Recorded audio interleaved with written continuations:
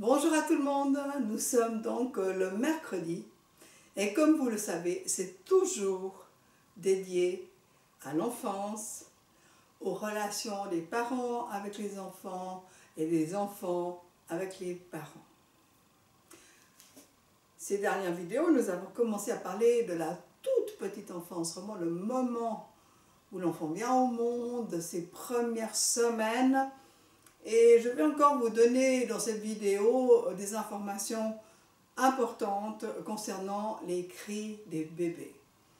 Donc je vous avais dit que c'est normal que les enfants crient parce qu'ils ont vécu la pire des peurs et la pire des terreurs pendant l'accouchement, pendant la naissance on va dire. Ils sont arrivés dans un pays où ils n'ont pas les codes, où ils ne comprennent rien. C'est inconnu, ils ont perdu tous leurs repères et la seule chose qu'ils peuvent faire pour s'exprimer, c'est les cris. Ils ne sont pas capables à ce stade-là de parler le langage humain. Donc, ils vont manifester cette peur et je vous ai aussi expliqué que ce sont encore des fœtus dehors, selon les termes proposés par le docteur Philippe Grancel. Voilà donc pour ces cris. Et maintenant, je vais vous expliquer la dynamique de ces cris sur les 3 premiers mois de la vie de l'enfant. Alors, je vais vous faire un petit graphique.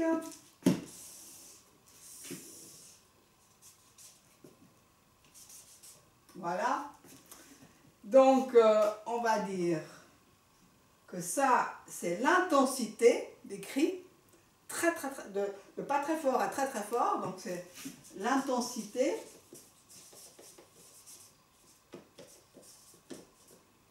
Et là, c'est le temps qui passe. Voilà. Et donc, en fait, on va parler des 3 premiers mois. Donc là, on a 3 mois.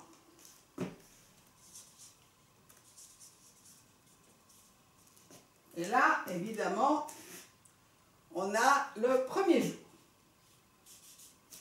Alors, premier jour.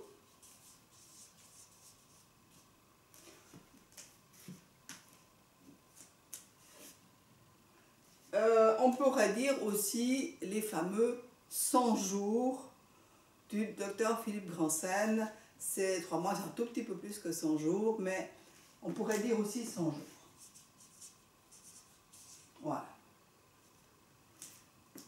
Donc, à peu près au milieu, là,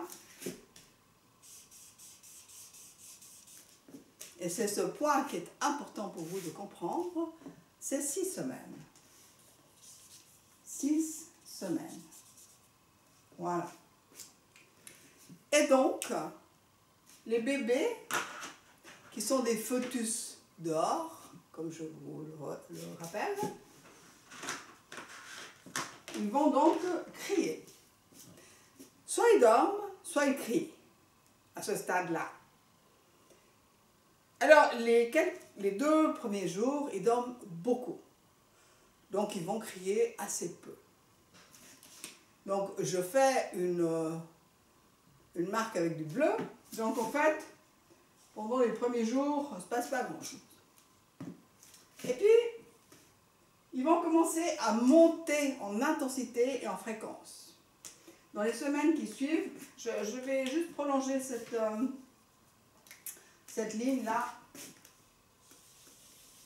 pour qu'on soit bien clair de où on est. Donc ça, je vous ai dit, c'est 6 semaines. Et en fait, ce qu'on va voir, c'est qu'au fur et à mesure des jours, au fur et à mesure des semaines, l'intensité des cris va augmenter. Encore, encore, encore, encore, encore. Ils crient de plus en plus souvent, de plus en plus fort. Ça devient un peu infernal, on va dire quand même. Hein. Et là, il y a beaucoup de gens, de parents notamment, qui sont complètement découragés et surtout complètement épuisé. Et c'est là qu'il y a des bébés secoués. Peut-être vous avez déjà entendu ça, mais c'est fréquent. Et à un certain moment, ils ne peuvent plus, les parents ils prennent le gamin et disent « Tu vas bientôt t'arrêter de crier !» Et souvent il s'arrête parce qu'il est tellement choqué qu'il est figé. Voilà, mais ça a créé un choc émotionnel chez le bébé qui ensuite va crier plus. Parce qu'on n'a rien sans rien, hein, et on a tout avec tout. Je veux dire, si on lui rajoute du stress, il va crier plus, c'est juste logique. Mais c'est pour ça que je vous explique tout ça, parce qu'il faut que les parents sachent ça, pour qu'ils supportent. Parce que ça ne va pas durer comme ça tout le temps. Pour un bébé qui est bien traité, après 6 semaines, ça va commencer à baisser.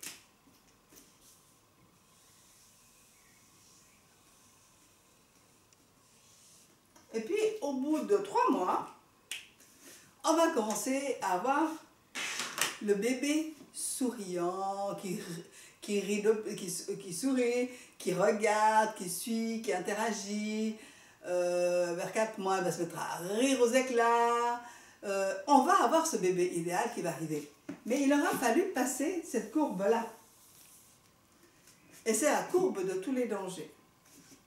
Danger pour les enfants, d'être secoués. Il y a des enfants qui meurent d'être secoués. Il y a des enfants qui ont des AVC, des lésions cérébrales. Enfin, c'est très grave de secouer un bébé. Parce que vous imaginez la force d'un adulte avec le petit cerveau tout fragile, c'est très grave. Et puis les parents aussi, parce que là, il y en a tellement qui s'épuisent. Il peut y avoir des conflits conjugaux, il peut y avoir des violences conjugales qui se mettent en place parce que les parents ne se supportent plus.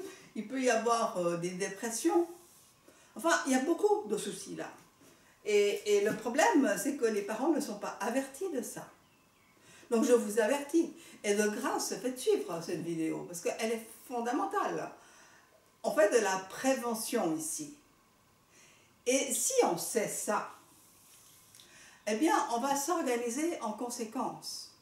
On va déjà faire que ce ne soit pas toujours le même parent qui subisse ces cris impossibles. Parce que là, en fait, je vais l'écrire en rouge, pour que, juste qu'on voit. Là, l'enfant est inconsolable. Inconsolable.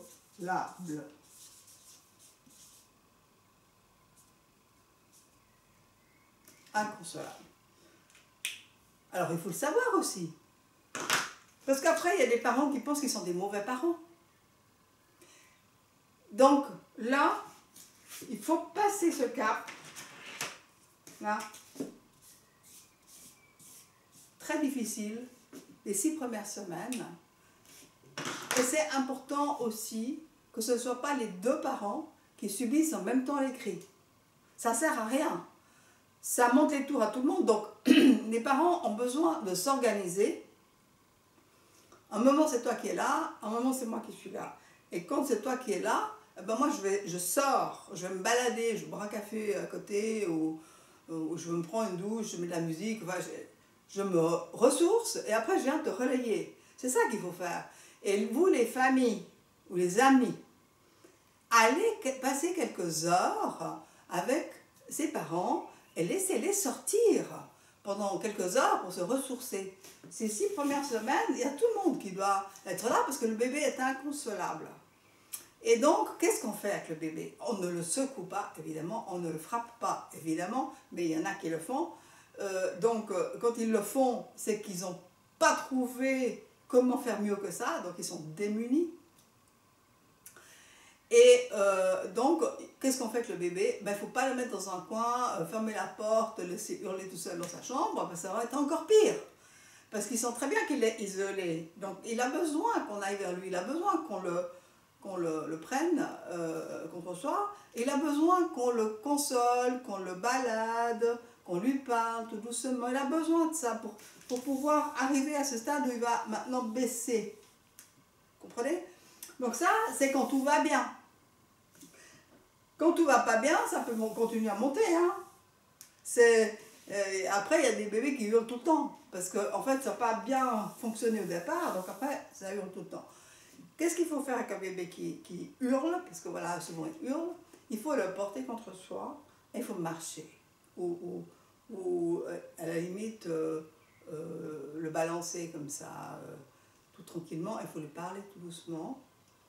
Il faut le laisser pleurer. Il faut que vous compreniez que si on lui met un truc dans la bouche, soit un téton, soit une tétine, dans la bouche pour qu'il arrête de pleurer, il ne peut plus exprimer son stress.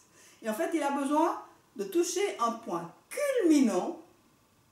On voit qu'en fait, il monte les tours. À la fin, il se cambre comme ça et paf, il lâche. Il faut qu'il arrive au moment où il cambre complètement pour qu'il puisse lâcher et qu'il puisse arrêter de pleurer.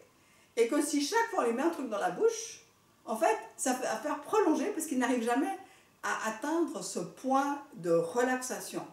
C'est comme de bâiller. Si on n'arrive pas à bâiller, on n'arrive pas au point où on peut bâiller, ben, on va recommencer 10 fois ou 15 fois à bâiller parce qu'en fait, on doit atteindre un certain point pour que ça lâche. Donc, c'est ça que vous avez besoin de comprendre. Donc, avec les bébés, pendant les 6 premières semaines, il faut être très patient, il faut se relayer, il faut le laisser arriver au point de relaxation et après, tout va bien. Voilà, les amis, je vous souhaite une bonne journée. N'oubliez pas de mettre des pouces, laisser des commentaires, inviter des amis, partagez et abonnez-vous à la chaîne. À tout bientôt, au revoir.